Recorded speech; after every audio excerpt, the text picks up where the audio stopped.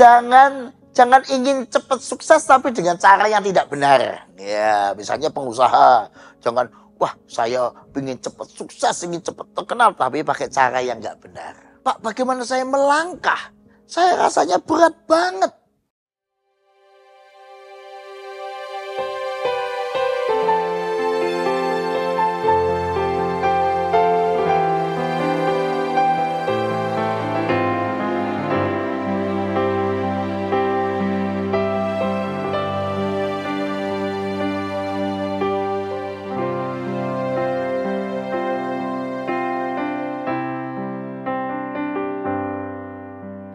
Sungguh besar setiamu,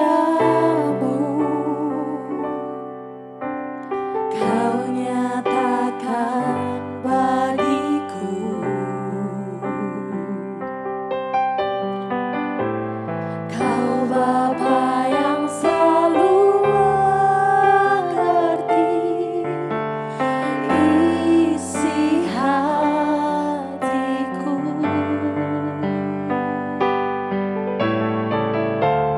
Kemuliaan-Mu Kau janjikan,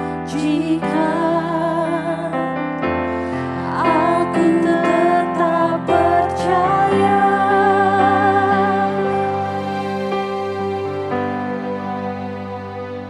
Ku percaya janji-Mu ajaib terukir dalam kehidupanku.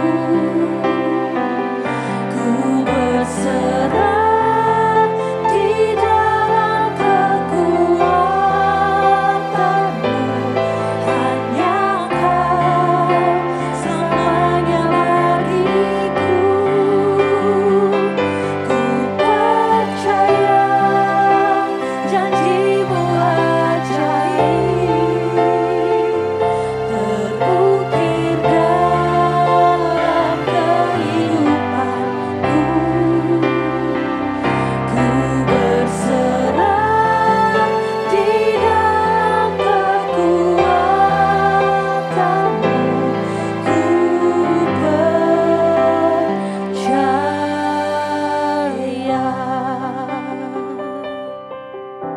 Sahabat Morning Grace, apakah Anda tetap percaya apapun yang sedang terjadi dalam hidup Anda? Dan kepercayaan yang kuat justru membuat Anda akan terus melangkah dengan aman bersama Tuhan. Mari kita berdoa. Ya Tuhan, kami tahu banyak sekali tantangan hidup kami. Tapi kalau kami terus bersama dengan Tuhan, kami tahu kami akan aman menghadapi segala perkara. Kami percaya Tuhan akan kehadiran Tuhan dalam hidup kami. Kami percaya Tuhan akan pemeliharaan Tuhan dalam hidup kami. Karena itu ke dalam tangan-Mu kami serahkan kehidupan kami. Dan juga untuk firman yang hendak kami baca dan renungkan. Dalam nama Yesus kami berdoa. Amin.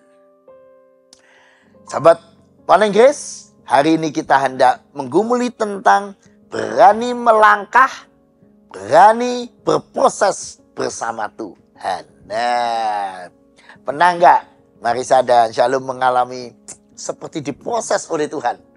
Pernah. Ya, pernah ya kan? Pernah, pasti. Misalnya waktu studi kan, mengalami jenjang kan dari TK, SD, betul. SMP, SMA. Ya, terus menghadapi ujian kan? Betul. Menghadapi Ujian hidup juga nih. ya, setelah lulus ternyata ujiannya masih berlanjut ya kan? Betul.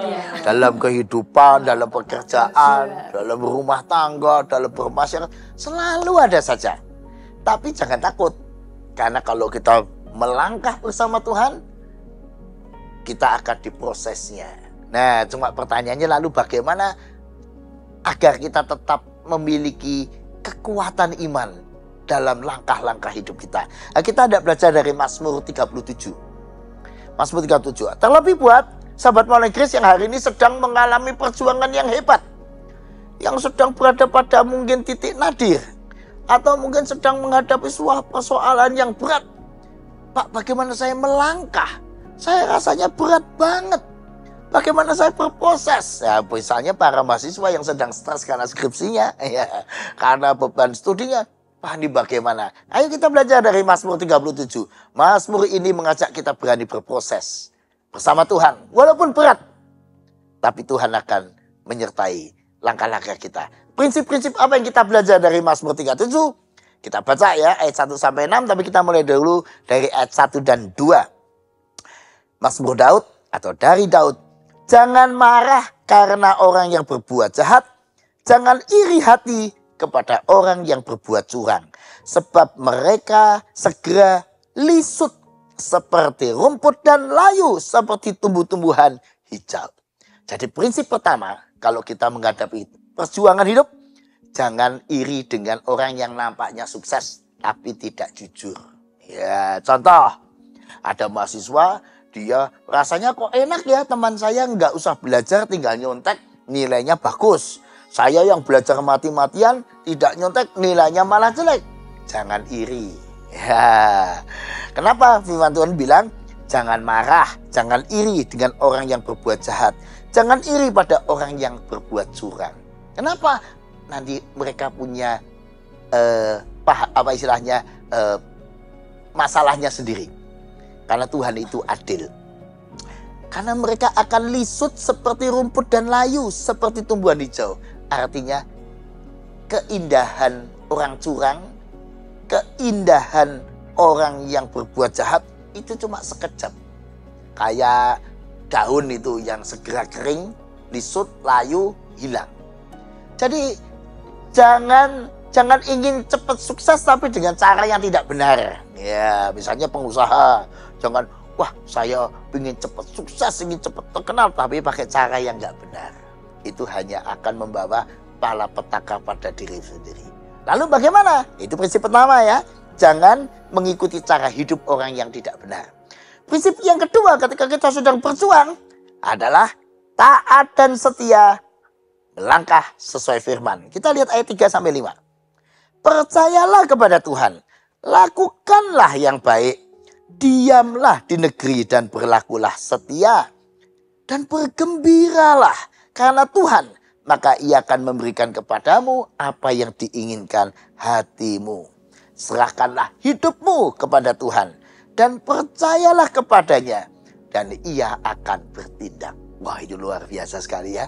Jadi yang penting kalau kita sedang mengalami kesulitan. Melangkah saja. Jalan terus. Jangan berhenti melangkah. Langkah saja, jalani aja.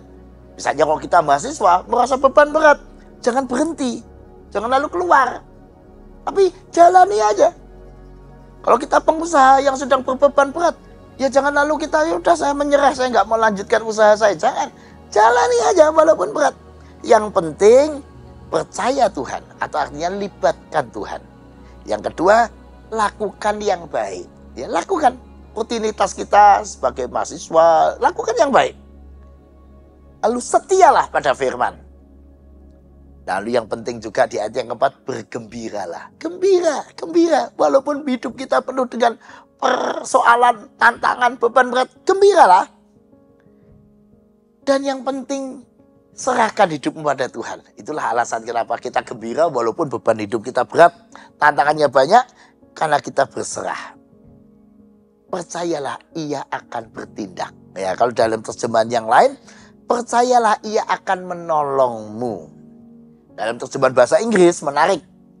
New King James Version kalau diterjemahkan, percayalah dia yang akan mewujudkan apa yang kamu perjuangkan, yang kamu inginkan itu. Dia yang akan mewujudkan. Kadang-kadang kita sendiri sulit mewujudkan kan? Pak, saya ingin memiliki masa depan yang baik, kan buat kita sulit itu. Tapi Tuhan tahu apa yang kita butuhkan.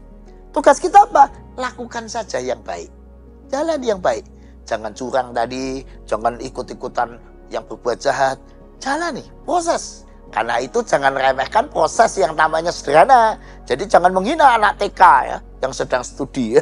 Halo, itu ngapain sekolah kok cuma begitu. Jangan menghina, itu proses. Jangan menghina anak kelas 1 SD yang baru belajar 1 tambah 1.